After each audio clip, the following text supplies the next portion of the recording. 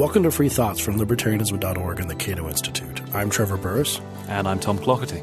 Joining us today is Randal O'Toole, Senior Fellow at the Cato Institute, specializing in urban growth, public land, and transportation issues. Welcome to Free Thoughts, Randal. Hey, I'm glad to be here. So the first question is the big one, as we often do on Free Thoughts. How is transportation important to human freedom and flourishing?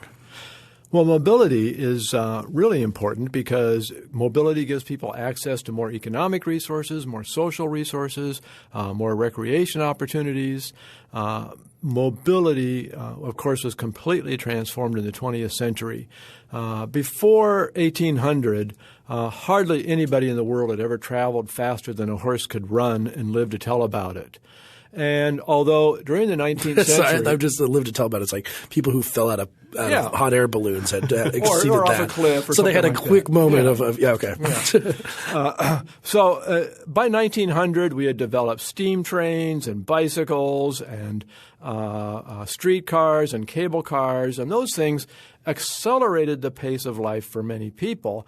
And yet by 1910, most Americans were no more mobile than they had been in 1800 because, frankly, streetcars and steam trains and things like that were more expensive than the average American could afford. Most Americans still lived in rural areas and they didn't have access to streetcars or bicycles. Even Americans in urban areas, only middle-class people could afford streetcars. Pretty much working-class people had to walk to work. It was only when Henry Ford developed the moving assembly line that allowed him to both double worker pay and cut the cost of his cars in half, which made automobiles affordable to the working class, that suddenly mobility was democratized and suddenly travel speeds accelerated from an average of 3 miles an hour to an average of 30 miles an hour or more. And that gave people access to far more jobs. If you were producing something, it gave you access to a far bigger consumer market. If you wanted to socialize with people who were like you, you didn't have to live right next door to them. You could get in your car and be near them. You have access to recreation opportunities. Things like national parks became popular only after the car became popular. Before cars, the number of people visiting Yellowstone and places like that were numbered in the hundreds or low thousands each year, and now it's the millions. No, you certainly have no Disneyland without people being able to drive to it. And you don't have just Disneyland, as an example, but you don't have Costco. Yeah. You don't have supermarkets. You don't have Walmarts. You don't have a lot of things that we take for granted today. Shopping malls. A lot of things. So the automobility transformed lives for many people. For example, the only way blacks were able to boycott buses in Montgomery, Alabama, after Rosa Lee Parks refused to walk to the back of the bus, was because they had enough cars that they could transport each other to work. So cars were called by blacks freedom vehicles. Cars played a huge role in women's liberation. It was only when families became two-car families and both the husband and the wife could have a car and become wage or salary earners that women's liberation became truly an important change in our lives. So cars have transformed everybody's lives. Cars have transformed farming, for example. Before cars, at least a quarter, perhaps a third of all of our farmland was dedicated to pasture for the horses and other livestock needed to power the farms. And by releasing that land, we ended up gaining 100 million acres of forest lands, 100 million acres of croplands. We have far more lands available for growing crops than we had before because of the internal combustion engine powering tractors and trucks and other farm vehicles. Well, if you talk to people now, though, it's kind of, it is this mind-blowing thing when you start thinking about the effect that the car had on American life. But now a lot of people want to say that cars are bad for a variety of reasons, not seeming to understand the effect on this. And a lot of the kind of urban planning and ideas of what cities should look like, it seems to be kind of anti-car in some basic level. That's absolutely right. There's a huge anti-automobile mentality out there, especially among urban planners and Curiously, every city in the country has urban planners on their staffs because they think they're the experts. But it's actually because the Supreme Court has made decisions that have said that the property rights clause of the Fifth Amendment of the Constitution can be amended if you have an can be ignored if you have an urban planner on your staff. Basically, you don't have to worry about that if you have an urban planner who's written an urban plan for your city. This is like Kelo, pursuant to a development Central, plan. Yes. Every single Supreme Court decision that has taken away people's property rights is mentioned in that decision that the city or other entity that wanted to take away people's property rights had written an urban plan. And so if you have an urban planner on your staff, you can ignore property rights. You can take land by eminent domain. You can regulate land without compensation if you have an urban planner on your staff. So they all have urban planners, and urban planners all go to the same schools, and most of these schools are architecture schools where they learn that we shape our buildings and our buildings shape us. So if we want to shape society, we have to design our cities in a way to shape the way people live. Well, it's been proven over and over again that it doesn't work. It doesn't get people out of their cars to force people to live in high densities. San Francisco, for example, the San Francisco Bay Area increased its population density by 2/3 between 1980 and 2010, and per capita driving increased. Per capita transit ridership declined by 1/3. It didn't change anything at all, except for it made a lot more congestion. So there's an anti-automobile mentality, and the reality is virtually all of the problems with automobiles can be solved by treating the problem, not by treating the automobile. For example, like congestion, you mean? Well, congestion, air pollution, greenhouse gases, energy, traffic accidents, whatever. In 1970, people drove about 40% as much as they do today. And we had 55,000 people killed per year. So today we're driving 150% more, and we only had 33,000 people killed last year. So fatalities are going down because we made both automobiles and highways safer. That's only going to increase. In 1970, many of our cities were so polluted you had, a mile of visibility or less. In Portland, you couldn't see Mount Hood. In Seattle, you couldn't see Mount Rainier because the pollution was so bad. So we created the Environmental Protection Agency to solve the problem, and they said, let's do two things.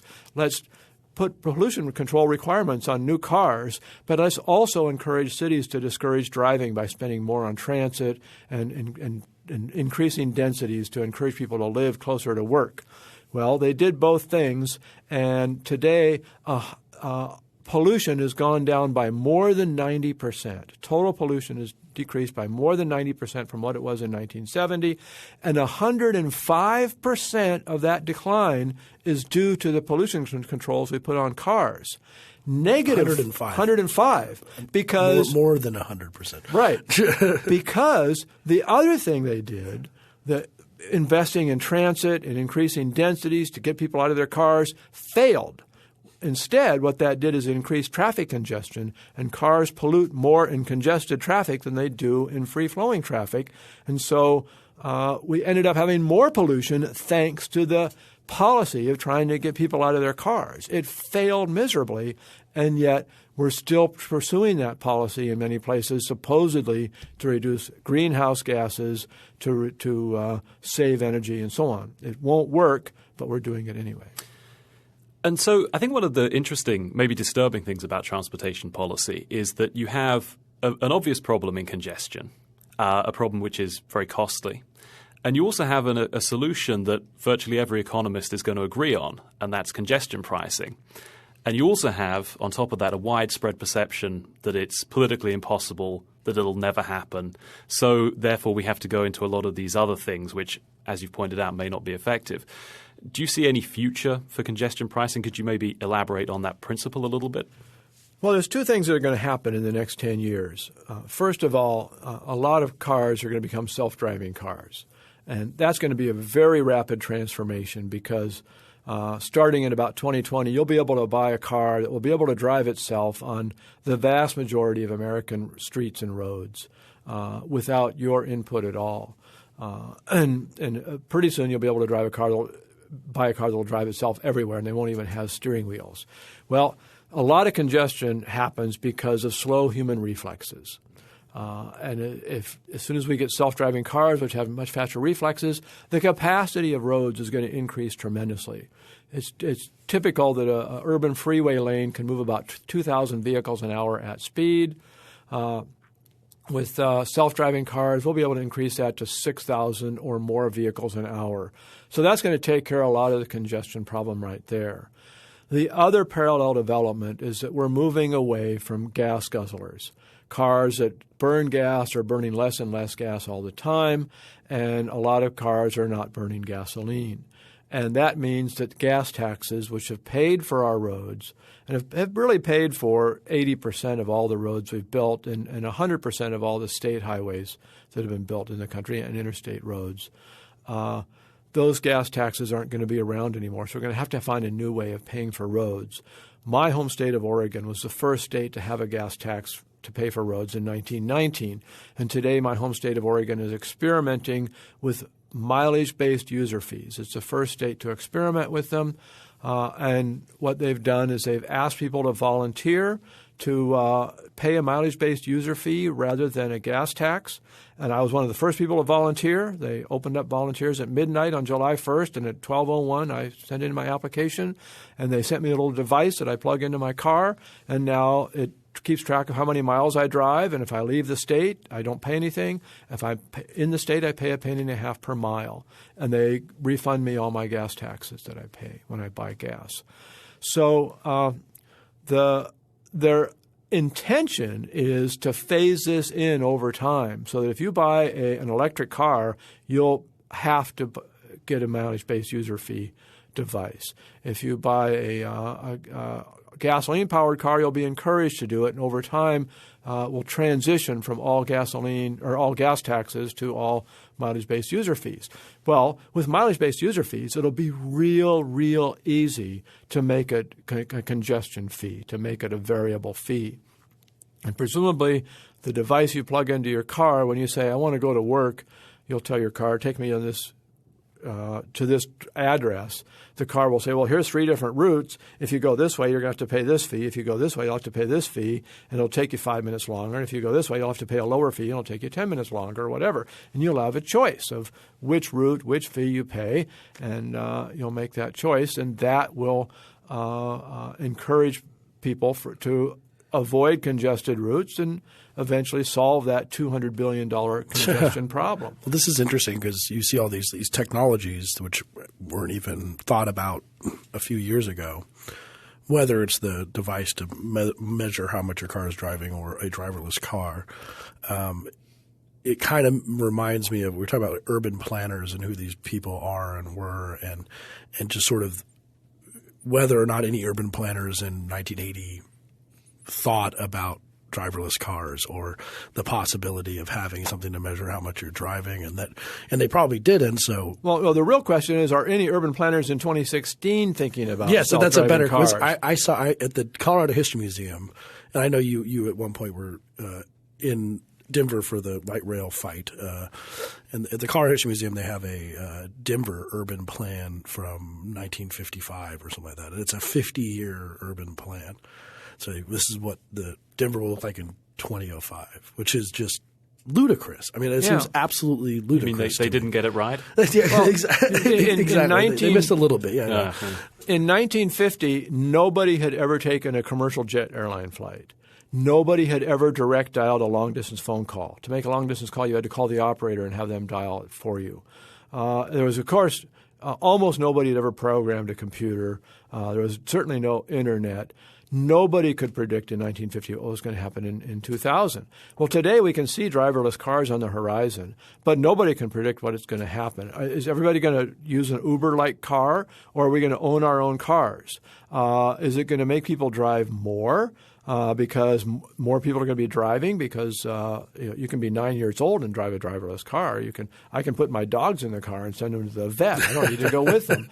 Or is it going to lead to that's going to be a service. It's going to be like Bark Car, and you just put them in there and it drives to the vet. Yeah. Or is it going to lead to less driving because everybody's going to be not owning a car but Ubering a car? The thing about that is if you own a car, when you say I'm going to go to the store now, you figure I'm going to pay the marginal cost of driving, the cost of gasoline. But if you're renting a car, you have to pay the average cost, which is a much higher per mile cost. So that's going to change the calculus. Those people who decide not to own a car will probably travel less themselves than they would have traveled if they had owned a car because of that. So is it going to lead to more or less driving? Nobody knows the answers to these questions. Urban planners, they know they don't know the answers to these questions. So their solution is to ignore the problem, to ignore the issue, design for the past because they know the past. So they design for streetcars, they design for light rail because those are the past forms of travel, and they know how people lived when those are the forms of travel that people used. So they design cities to be streetcar cities. And that's really the urban planning fad today, is to design cities to be like they were in the 1920s when the people who got around not on foot took streetcars. Of course, there were still a lot of people who got around on foot because they couldn't afford the streetcars. And that, of course, is going to be a complete failure. It's not going to work. It's going to impose huge costs on those cities because they're going to be designing for the wrong thing. It's going to impose huge costs on the people in those cities. But they're doing it anyway because that's the urban planning fad. So they're thinking of sort of high-density urban development with a lot of public transportation like streetcars and light rail and things like this, which is odd. But it kind of makes you wonder if the entire concept of urban planning is just kind of silly. Are you kind of saying that? It doesn't make me wonder that. It's not kind of saying. Urban planning is a profession that doesn't deserve to exist. That's why I call myself the Antiplanner, and I have a blog called the Antiplanner. Look up Antiplanner, and I'm the first thing on the list, and I write about this every day. Urban planning always fails. They can't predict the future, so instead of predicting it, they try to envision it, and they envision a past that they understand. Then they try to impose that on the future by passing all kinds of regulations and all kinds of laws. Has it gotten better, though? Because I went to, Tom being British, a town called Milton Keynes or Keynes, I think is how they say it. Milton Keynes. It's a must-see. In England, which is one of these post-war fully planned towns. I mean, down to especially in England, they were really big on this. And have urban planners become less hubristic? In England, they were just planning entire towns, entire blocks, trying to figure out everything that people wanted. Have they become less hubristic and a little bit more respectful of human freedom, or are they just as planning as ever? Absolutely not. They have not become less hubristic. And a lot of places, a lot of private developers have built what are called master planned communities. And the private developers did the planning, and they were planning for the market. They were trying to figure out what do people want to live in, and they'll build them a community that's like they want to live in. And they figure out, well, they want to be somewhat close to stores, so they have to have enough people in their community to convince a supermarket to open up a store, to convince a Costco or something like that to open up a store. They like to be near some nice restaurants, but they also like to have a yard. They also like to have wide streets to drive on. So they plan for what people want. The urban planners that I'm talking about are government planners, and they plan for what they think people should have. They plan for what they think people should want, not what they do want. And they think people should want to live in higher densities, that they should want to get around on transit rather than driving. And so that's what they plan for, even though nationwide only about 2% of travel is by mass – 1% of travel and about 2% of commuting is by mass transit. It's insignificant outside of New York City, Washington, and about 4 other urban areas. Transit is irrelevant, really. Yeah, I mean, it's interesting that you're talking a lot about how contemporary urban planning is certainly anti-car, anti-automobility. And yet I wonder whether the darkest era of urban planning was excessively pro-car. If you think of a lot of post-war development, the interstate highway system often driving major roads through established neighborhoods, really trying to change people's lives and the whole way they lived in the opposite direction of what they're trying to do now. Is what we have now in urban planning almost a reaction to some of the mistakes of the past? No, I think what's consistent about urban planning is that it's pro-middle class and anti-working class, anti-low-income people. and they call working class neighborhoods slums. This has been the trend for 125 years. Working class neighborhoods are slums, so we have to clear out those slums. As if we move the people out so that we don't have to look at them, they don't exist anymore. Urban renewal in the 1950s was called by some Negro removal because 1 million people were displaced by the urban renewal movement, and most of them were blacks. About 80% of them were blacks. They had to move from places that they could afford to places that were less affordable because they weren't slums anymore. So the problem that cities had in the 1940s and 50s that they saw they had is that the middle class people had moved to the suburbs, and the people who were left had lower incomes, and they said, okay, these are slums. We have to get them out of here and get the middle class people back into the cities. And they looked at the interstates as a way of doing it. The original interstate highway system, as planned by the transportation engineers, was going to bypass all the cities, was not going to enter the cities.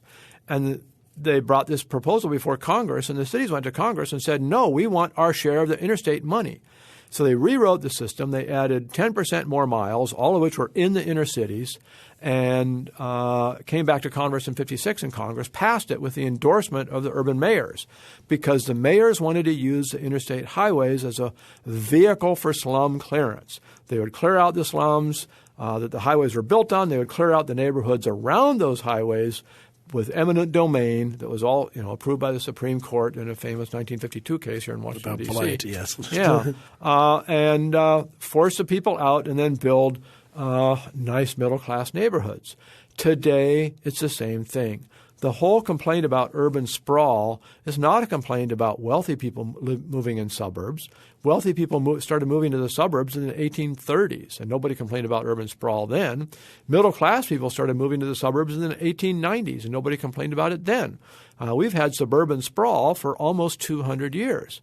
It was only when when working class people started moving to the suburbs in the 1920s because they were able to buy Henry Ford's affordable cars that people started complaining about urban sprawl. And the early complaints about urban sprawl were very class-oriented.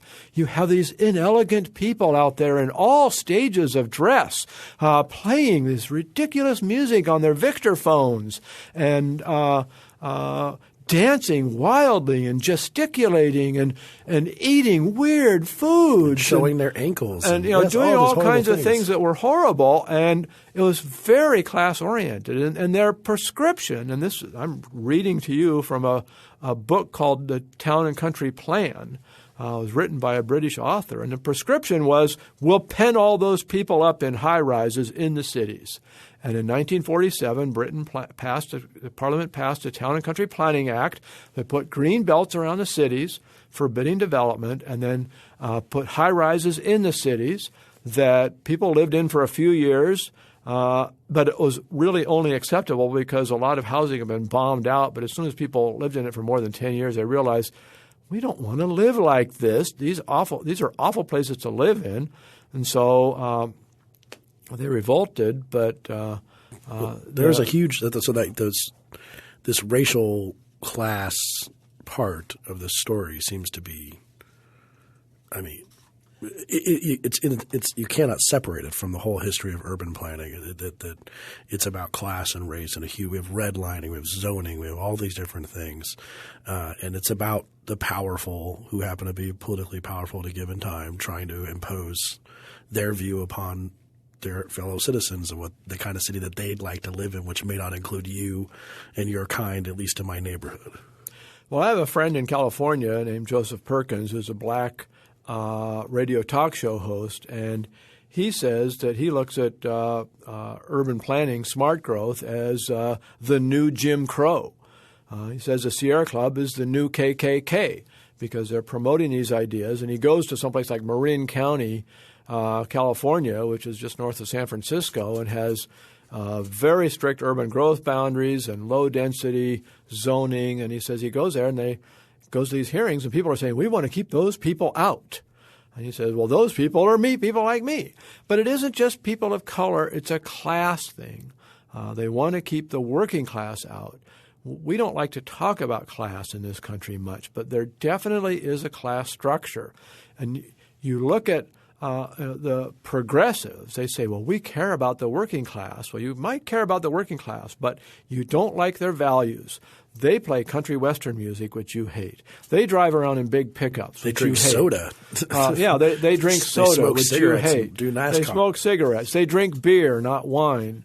Budweiser, not craft beer. Yes. And they support Donald Trump, and they oppose abortion, and they do all the things that you say you care about them, and yet your actual attitudes is one of seething contempt, really, zoning has always been about keeping working class people out of middle class neighborhoods, and the whole planning today is about we're going to design transportation systems for the working class that will take them to work so that they can serve us and then take them home to places different from where we live. And they can live a nice lifestyle in their high-density apartment and walk downstairs and go shopping so they don't have to shop in the same stores that we drive to.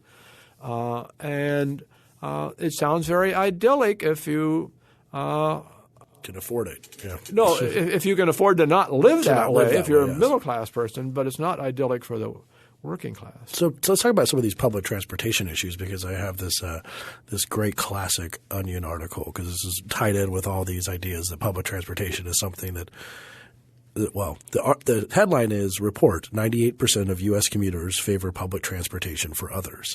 And we've had a spate of light rail, and we've had streetcars and all these things that come up, which it seems like the people who make them are not really they're not using them. I expect that they're probably not using them. They think other people should be using them. That seems to be a big story of public transportation.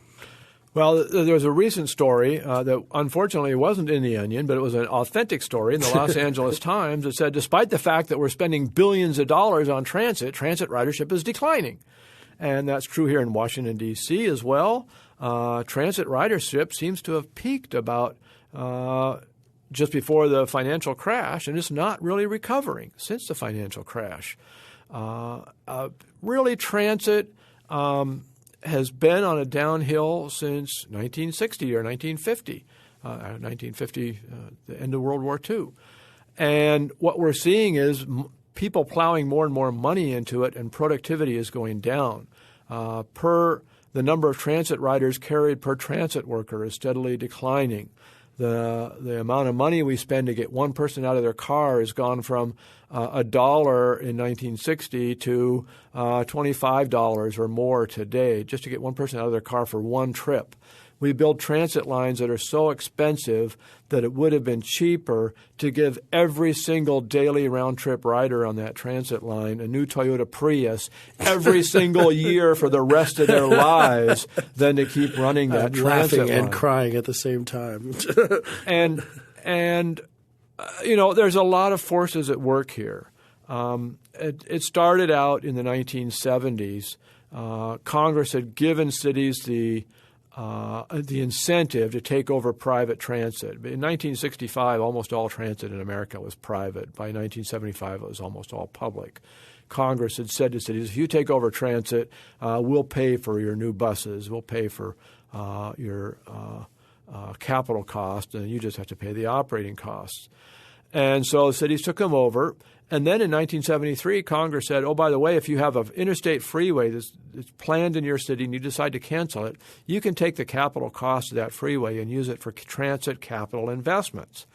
Well, cities thought that was great, except for buses are so cheap that they couldn't afford to operate all the buses that you could buy for the cost of an interstate freeway. So then the mayor of Portland came up with an idea. Let's build a light rail line. That's really, really expensive, and that'll absorb all the cost of the freeway, even though it's only going to carry about a tenth as many people as that freeway. It'll absorb all that cost, and it won't cost that much more to operate than a bus, so we'll be able to use that federal money, and I won't be accused of costing the region jobs because we're not building that freeway, because we're building the light rail instead. Well, what happened was that transformed the transportation construction industry. Almost everybody in the industry who was building roads could easily transform into building light rail. And so they didn't care whether they were building roads or rail or what. They just wanted to build something.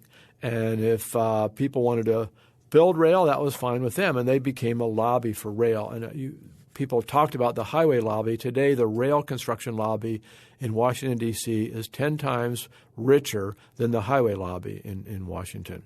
And do any of these light rails pay for themselves? No, none of these. First of all, no transit. Public transit pays for itself simply because it doesn't have to, because they're all drawing on government money. There are a few transit systems in this country that do pay for themselves because they're entirely private. They don't get any subsidies. One is the Atlantic City Jitney. One is the New York Waterway. It's a ferry system in New York City between New Jersey and Manhattan.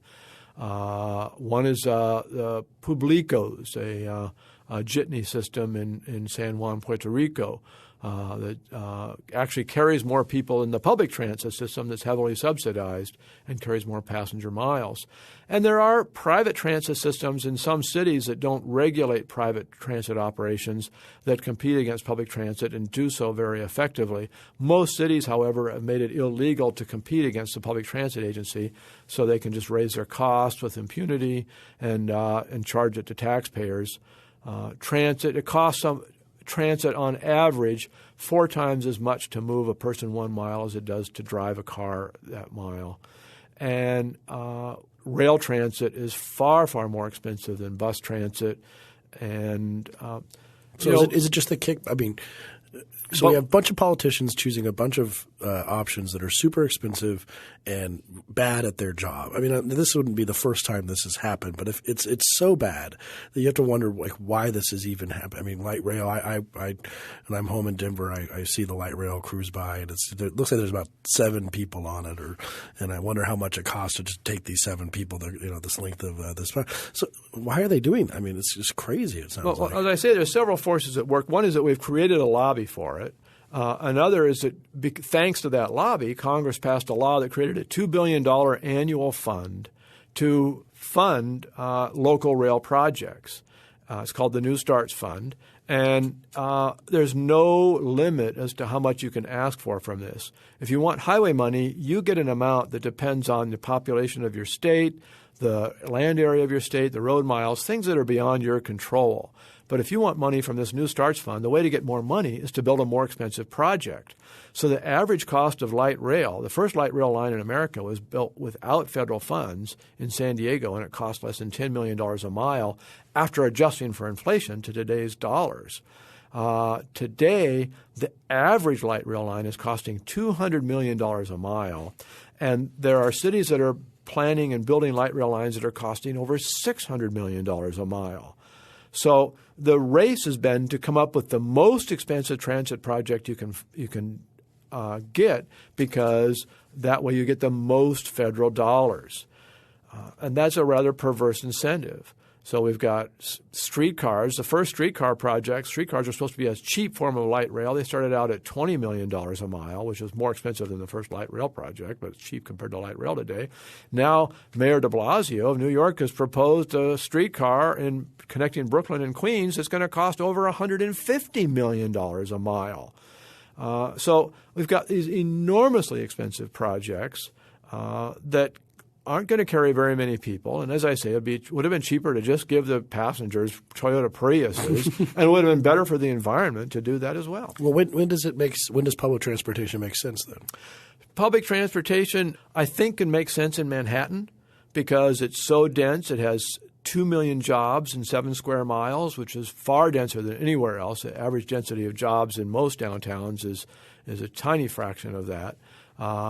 You could not, even driverless cars could not bring 2 million people into Manhattan every morning and take them out every evening.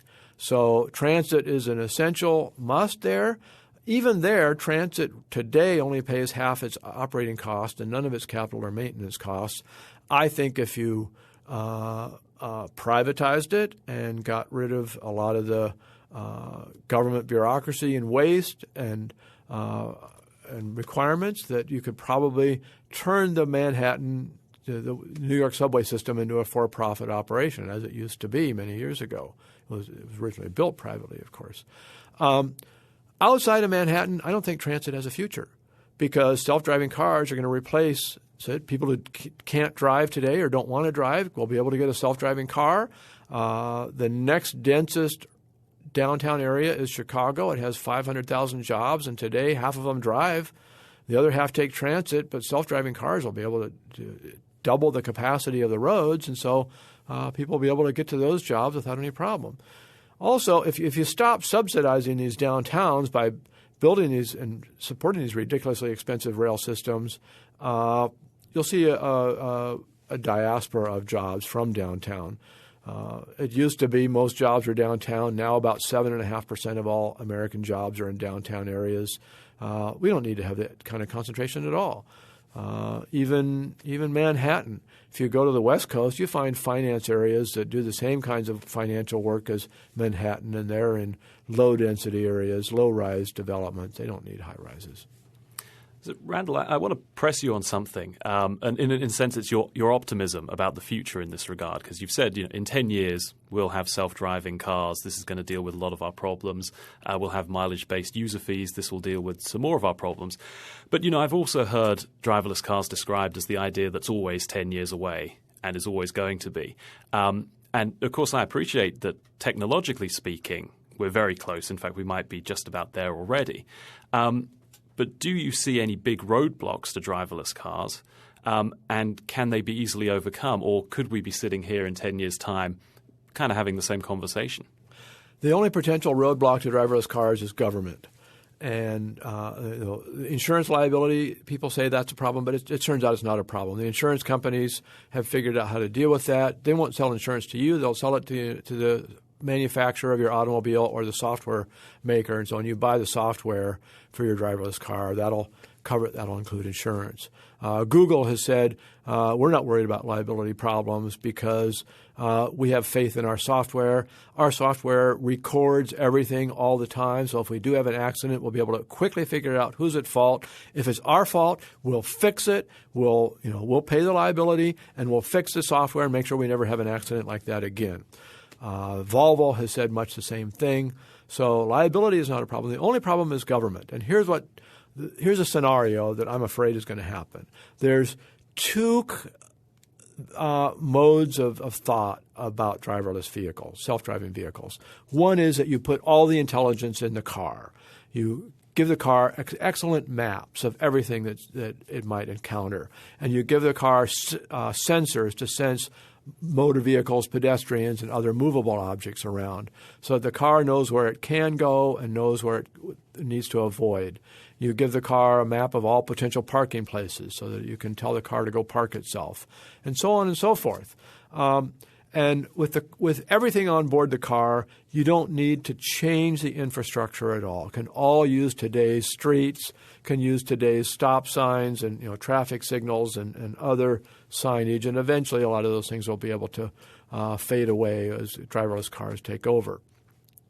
The other mode of thought is that driverless cars will work best if they have infrastructure, if they have a system of communicating with the infrastructure so that instead of seeing a red light, the traffic signal will send them a radio signal saying to stop. And instead of looking at people's cell phones, when you have a cell phone and you're looking at traffic patterns, you're getting information from other people's cell phones. That's person-to-person communication via Google or TomTom or whoever is the map maker. They're getting information from other people who are using that technology and then sending it to you.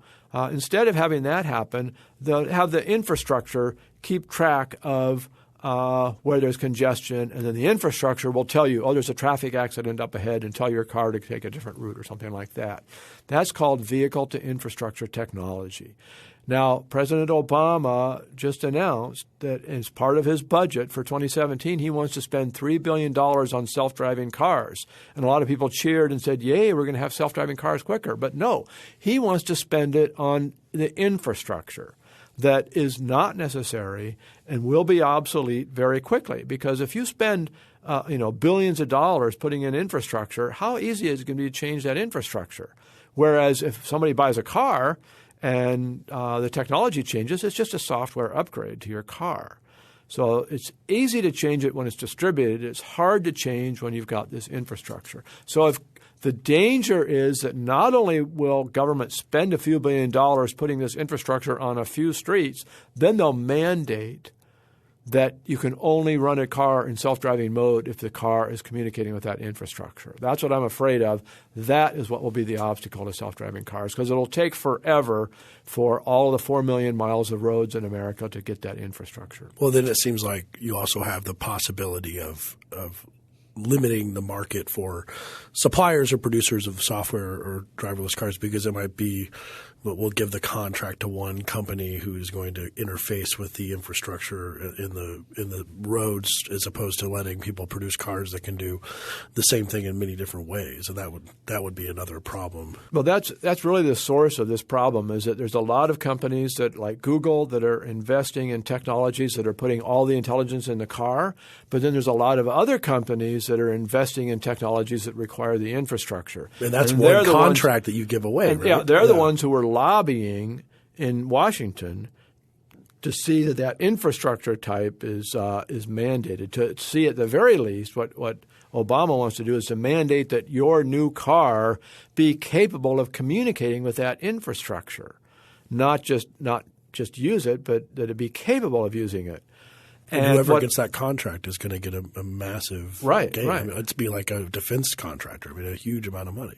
And if we don't mandate that, then what we're going to see is a lot of different schools of thought out there. We've got the Google car, we've got Volkswagen, we've got Volvo, we've got Ford, we've got a bunch of different cars trying slightly different technologies. There's a 26-year-old kid in California who was the first person, when he was 17 years old, he was the first person to jailbreak an iPhone worldwide. And now he has developed a driverless car that learns from other auto drivers. It's an artificially intelligent car, so he doesn't have to write millions of lines of code to say, when you come to an intersection, you have to do such and such before you turn. When you see a bicycle, you have to do such and such to avoid it. He wrote 2,000 lines of code.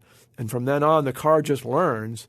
And that's a different school of technology. He thinks he'll be able to turn anybody's modern car, not an old car, but a car that's being made today with electronic steering and electronic braking and stuff like that, into a driverless car for less than $1,000. So once this technology is introduced, provided government doesn't get in the way, you'll see rapid retrofitting of old cars, whether it's $1,000 or $2,000 or $500. You'll still see a rapid retrofitting. So you'll see a rapid introduction of this technology to a large number of vehicles.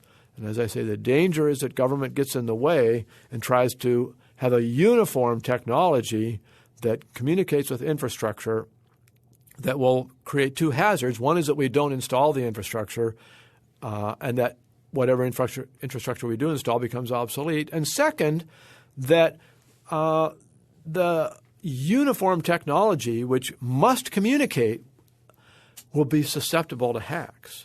Whereas if your car is self-contained, it doesn't have to communicate with anything. It's going to be very difficult to hack because there's nobody sending a signal to it except for the GPS, and it's very difficult to hack the GPS satellites. It seems like we're on the cusp of a possibly profound change in human life that could be on the order of the car, which we started. On the order of the mass-produced car. Yeah. I mean, the initial car did nothing. I mean, in 1913, 2% of American families or less had a car. And by 1925, over half of American families had a car, thanks to the mass-produced. But this change with driverless cars, but that we could be – this is like a moment in time where we can start trying to learn the lessons that we've talked about today, that we can have the government come in and try and plan it out and try and make sure all this works. And what we're going to get is probably expensive, not very useful, and possibly prone to failure if we do this infrastructure thing. Or we can let human freedom do this, and then we can look back and say this is because the possibilities seem pretty endless of what driverless cars, how they can change our lives and make us better environmentally and a bunch of things. They can change a lot of things in our lives. Absolutely, and it will transform our lives. It will transform the calculus of travel. Most people have a travel budget that's not just a dollar budget but a time budget. and we're only willing to spend so many hours a week traveling. Obviously, you can't travel 24 hours a day. But if while you're traveling you can work, if while you're traveling you can entertain yourself, if you can play with your kids, if you can teach your dog tricks while you're traveling, well, then suddenly we're going to travel a lot more. It's just going to be half of Americans say that what constrains them is time. What constrains their travel is time, not money. Now, what made the Model T Ford successful was that it could go anywhere there was a road or a street. And we had a primitive but widespread road structure and street structure at the time. Every city had lots of streets. They weren't all paved, but they went everywhere in the city. And then there were a lot of interstate roads as well, or intercity roads. And the Model T could use all of those. And so I say that to judge whether a new technology is going to work, the question is it going to be able to use the existing infrastructure? If it requires a lot new infrastructure, it's not going to work. That's why high-speed rail is not going to work. It's really expensive and it requires a lot new infrastructure. That's why streetcars and light rail and vehicle-to-infrastructure communications aren't going to work because they require a lot of expensive infrastructure. It's not only expensive to build, it's expensive to maintain, it's expensive to keep it up to date. Whereas if we can use the existing infrastructure, our 4 million miles of roads and streets that we already have without any changes to them, self-driving cars can totally transform how we use that, make it a lot more effective, faster, cheaper, safer, and more convenient than the transportation system we have today. I like to say transportation works best when it's sexy. Speed, economy, convenience, and safety, sex works best with transportation. And stop having these plans imposed upon us from people who think we should be living our lives in a different way. People who wish that they lived in 1920 in Paris, and want to create all of our cities to look like 1920 Paris or 1950 Greenwich Village is really the model for urban planners today.